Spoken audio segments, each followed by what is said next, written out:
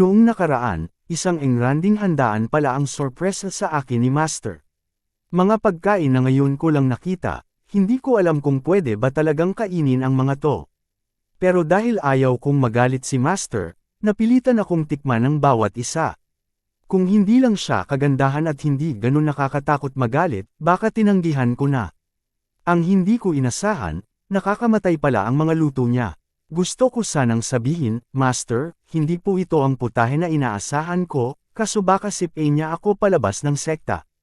Kaya kahit nanginginig na ako at parang may lason ng lumalagos sa bituka ko, ngumiti na lang ako at nilunok ang bawat subo, habang nagdadasal na may ibang ipatikim si Master pagkatapos nito. Sa huli, nagsimula akong mahilo at bumula na ang bibig ko na parang alimango. Pakiramdam ko, isang maling galaw na lang at didiretso na ako sa kabilang buhay. Pero buti na lang, naroon si Master, ay nalalayan ako at dinaikit sa kanyang monay, bago pa ako tuluyang mawala ng malay. Sa pagkakataong iyon, hindi ko na alam kung nagpapasalamat ako sa kanya, o nagsisisi kung bakit ko pa kinain ang mga luto niya. Balik sa kasalukuyan, muntik na akong mahimatay kanina, pero sabi ko sa isip ko.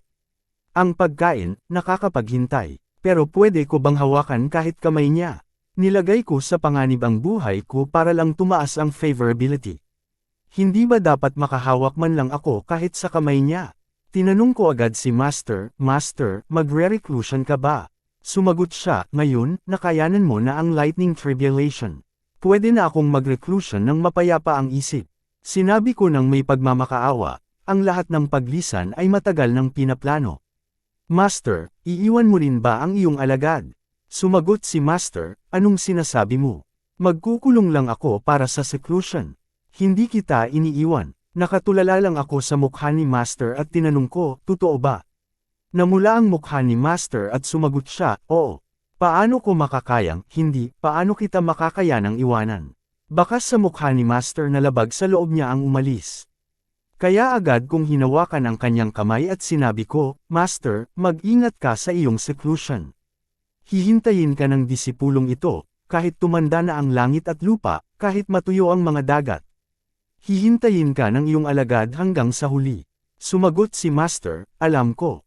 Biglang nag-notify ang system, ang favorability ko ay naging 60. Binitawan ako ni Master bigla at sinabing aalis na siya. Pero hindi ako nasaktan. Ako pa nga ay natuwa.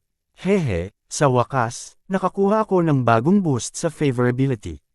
Konti na lang, kapag umabot ito sa 70, pwede ko na siyang makatabi. Oops.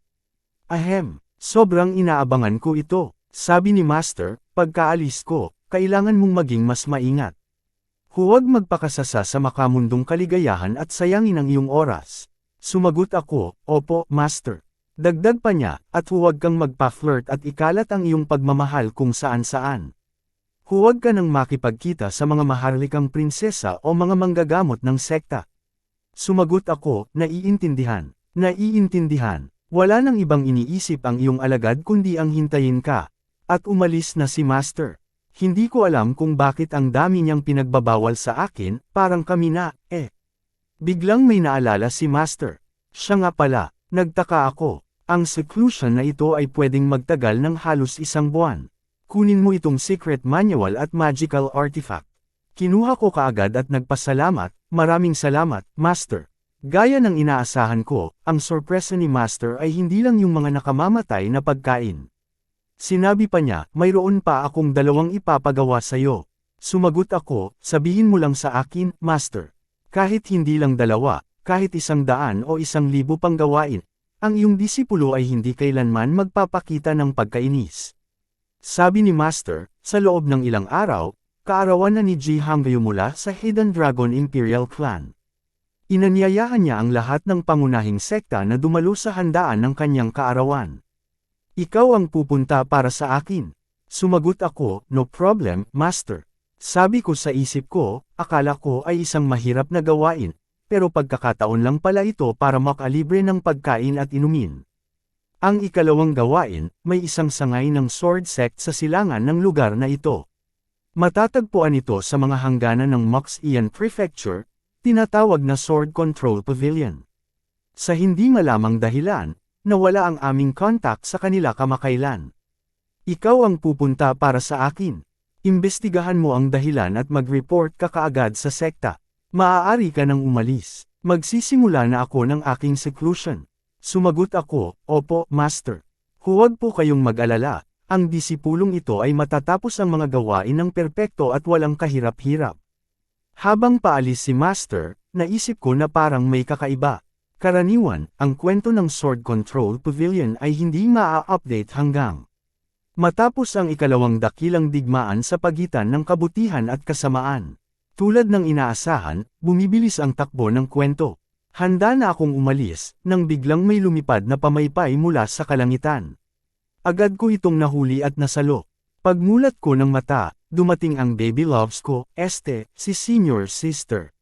Sumigaw siya habang nasa bubungan, little junior brother. Ang tagal natin hindi nagkita. Nakita ko ang makalangit na kapigatian sa likod ng Sword Palace kanina. Iyon ba ang iyong lightning tribulation? Sumagot ako ng may halong konting yabang, syempre. Nagkaroon ako ng panibagong tagumpay. Pero hindi ko nakalimutan ang pangako ko sa iyo, senior sister. Ngayong gabi, dadalhin kita sa Fengqiu City. Sumagot si senior sister, isa kang mabait na bata. Sa tagal nating hindi nagkita, akala ko nakalimutan mo na ang iyong senior sister. Lumundag siya pababa ng bubong at pumunta sa harap ko. Pero hindi tayo maaaring magkasamang pumunta. Kapag nalaman ito ng tatay at lolo ko, siguradong hindi nila ako papayagang lumabas. Ang hirap naman ligawan nito ni senior sister. Sabi ko na lang, sige, magkahiwalay na lang tayong pupunta. Hihintayin kita sa silangang tarangkahan ng Fengqiu City. Sabi ko sa isip ko, takot ka sa tatay mo. Ako naman, takot sa master ko. Kahit na nasa seclusion siya, kung malaman niyang may date ako kay senior sister, lahat ng favorability na pinaghirapan kong itaas hanggang 60 ay mawawala. Nakarating na kami sa Fengqiu City, gabi na. Halika, tignan mo yun. Sariwang minatamis na hawthorn. Minatamis na hawthorn, minatamis na hawthorn. Sabi ng tindero. Sabi ko, bossing, pabili ako ng 2 skewers. Yung malaki, sige. Biglang tinawag ako ni senior sister. Bakas sa mukha niya ang saya. Pinagsubaw ko siya ng hawthorn skewer. Little brother, anong ginagawa mo? Nakakainis. Sabi ko na lang, akala ko gusto ng mga babae ang matatamis. Pero sabi niya, nagkasakit daw siya noong bata pa siya dahil dito. Para maibsan ang galit niya, sinabi ko na lang, senior sister, ang ganda mo. Kahit galit ka, maganda ka pa rin. Tumalikod siya para itago ang namumula niyang mukha. Kahit gaano pa kat-amos ang candied hawthorns mo, hindi sila magiging kasing tamis ng mga salita mo. Saan ba tayo pupunta? Tumingin-tingin ako sa paligid. Wala namang sumusunod o nanunood sa atin, di ba? Sumagot siya, wala. Masyado din akong maingat. Sabi ko sa isip ko, pag nalaman to ni Master, matektodas ako. Since safe naman, hinakbayan ko si senior sister at sinabi, alam ko ang isang teatro. Ang mga music hero roon ay napakahusay, at ang mga mananayaw ay kahanga-hanga. Doon tayo unang pumunta. Maraming salamat mga kazen. Abangan ang susunod na kabanata. Please like at i-share sa mga friends mo at ayain silang mag-subscribe kung nagustuhan mo ang ating kwento ngayon. Maraming salamat po.